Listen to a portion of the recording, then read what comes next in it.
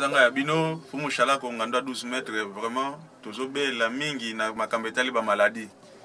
tozo traiter maladie o etali sinusite panzi mbasu pese nzoko o makolo moto mukongo moto boya nyonso eza pona bino toko traiter makambo sesili tozo beta lisu sete oyo bazo bebisa mukili lelo komi mwana mwasi alingi mobile na ye après 3 jours baboyani mwana mobile akolinga mobile mwasi na ye atena ndako après une semaine baboyani biso wana ngoto boyi oyo azana posa to kangele mwasi na ye aya to kokanga ye oyo azana posa to kangele mobile na ye apusa na pembeni na biso to kokanga ye to ye ya bajete to osande musala tozo benga bino boya sérieusement toza na posa na bino po mukile tambola malamu soko lingo zwanga ya bino fumu Chalako nazana navana na quartier Biela na Gimbanseke numéro à contact na ngai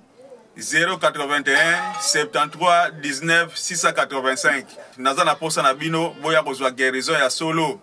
tozana makamoko boye awa mai ya kosokola o nazoluka promotion musala posa na pembeni na biso musala na yo ekopesa mela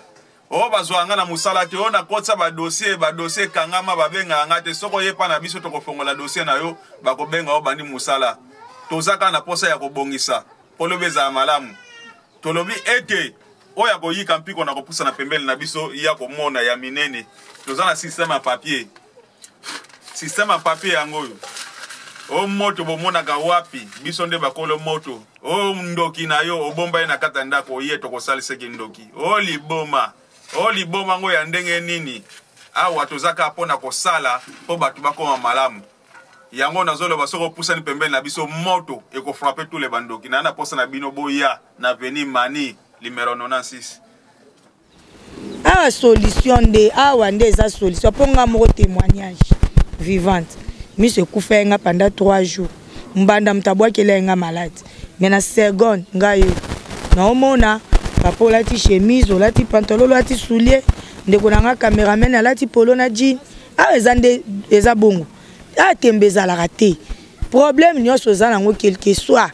ande solution o libala o ezo simba te o boy awa nde makambo kombo nango pesa makambo zwa makambo. Merci. Bon eza vraiment ndengwane ngape na yoka ka lisolo moko boye batu moko boye na ngamba braza mutu moko ayibaka mbongo na ngamba braza kutu yepe na betela lisolo te na yoka ka lisolo mutu musumu tabetelanga mutu wana lera yibi mbongo na ngamba braza akati singamba Kongo babengi fumu Chalako bayebisi eke lukila biso mutu kingandi ayibi mbongo awa na braza akimi abibozela bozalaka kalma akenda omona ye na mabanja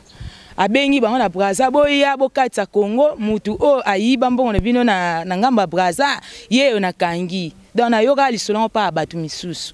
ngapa atake to wana estima na stima lelo na yako bongisa lupangu na bite na beta tour yango na beti tour nakutana na fumu Chalako yango na bi fumu Chalako le roi de Bakongo na sisi nanga